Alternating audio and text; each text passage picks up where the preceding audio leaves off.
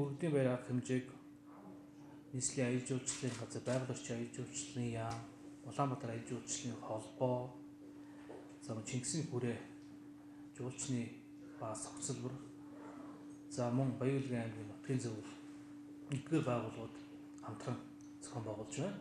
Манай нийслэлийн аян жуулчлалын газар бол 2018 оноос энэ арга хэмжээг дэмжиж оролцож байна. Энэ нь сүүлийн жилүүдэд энэ арга хэмжээ маань маш олон үзэгчд, жуулчдын сойрхон үздэг, хүлээдэг ийм наадам баяр болж өргөжж байгаа.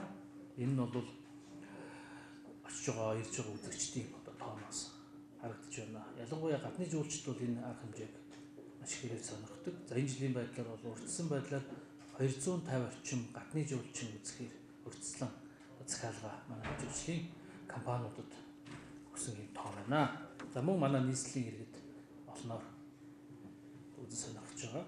Учир нь бол бидний зохион байгуулж байгаа газар нутгийн хувьд бол тохиромжтой амралтын өдрөө өнгөрүүлэх, гэр бүлээр агаслах тохиромжтой газрыг сонгон зохион байгуулж байна.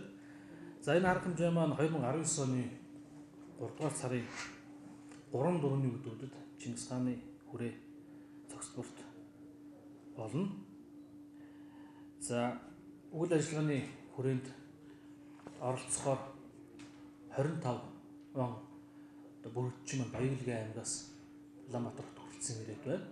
Энэ оролцож байгаа хүмүүс маань бүгд Баян-Улгийн аймгийн сумдуудаас шалгаруултанд орж жил болгон дотор уралдаан тэмцээн зохион байгуулан шалгарсан оролцогчд маань ирж энэ баярт маань ирж оролцдог байгаа. Хагасан өдрийн үдээс хойшноос хэвлэл мэдээл шинжлэх ухааны бага хурал болно. Энэ хоёр өдрийн туршид бол нэлээд олон тийм хөтөлбөрүүд маш сонирхолтой байдлаар зохион байгуулагдана. Энэ үн дээр Монголын шуулхан холбоогоос мөн энэ манай нийслэлийн гэр бүлээрээ тэр тусмаа аялж байгаа хүмүүст зориулсан тийм өвөрмөц сайхан хөтөлбөрүүд бол орж байгаа. Манай энэ бүрэгчд маань бол түрүүний хэлснээр